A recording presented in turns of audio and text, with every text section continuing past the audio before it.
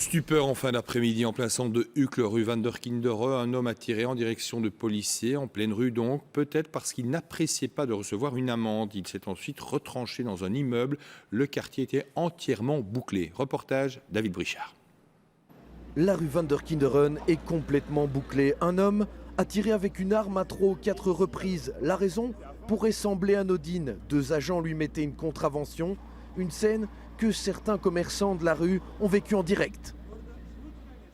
Le monsieur était au-dessus à la pâtisserie au premier étage d'Espagne et en dessous il mettait une contravention. Il lui a dit par la fenêtre, si tu me mets la contravention, je tire.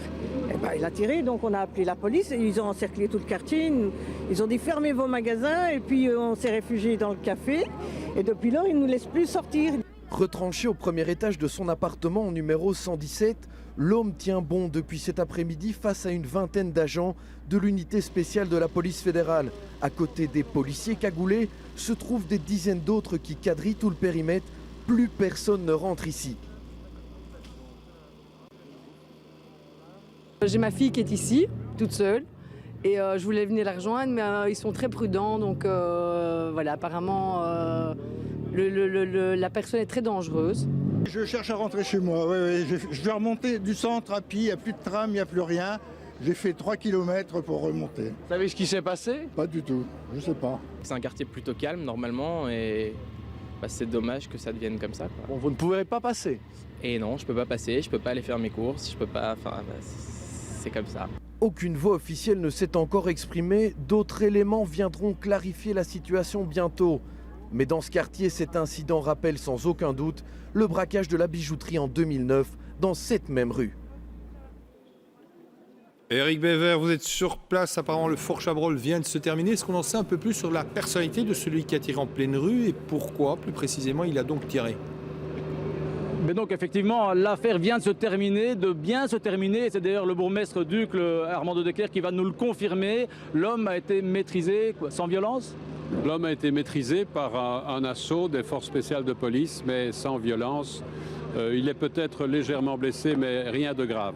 C'était effectivement une affaire de contravention de PV qui a déclenché toute cette histoire? Non, en fait, c'est un homme, c'est un déséquilibré, c'est un malade mental dont on connaît maintenant, les forces de police connaissent le dossier médical, et qui, cet après-midi, a menacé avec une arme des stewards qui relevaient les mauvais parkings. Il y a eu des coups de feu quand même.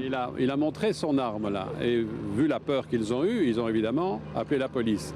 Quand la police est arrivée sur place, depuis le premier étage, il a tiré 3 coups de feu en direction des policiers. C'est un miracle que les policiers n'aient pas été touchés. Et puis, voilà, il a fallu protéger le site, protéger les habitants qui étaient très nombreux dans la rue, dans les commerces autour. On a dû les bloquer dans leurs immeubles et régulièrement, il venait à la fenêtre avec son arme. Il a même ce soir encore tiré dans la rue, tiré en l'air, faisait tout le temps semblant de menacer des gens. Enfin, c'est un déséquilibré. Et les forces spéciales ont donc entouré totalement l'immeuble pendant les heures qui se sont passées. Et ils se sont introduits au premier étage de cet immeuble par l'arrière, pendant que lui était à l'avant, venait souvent à la fenêtre.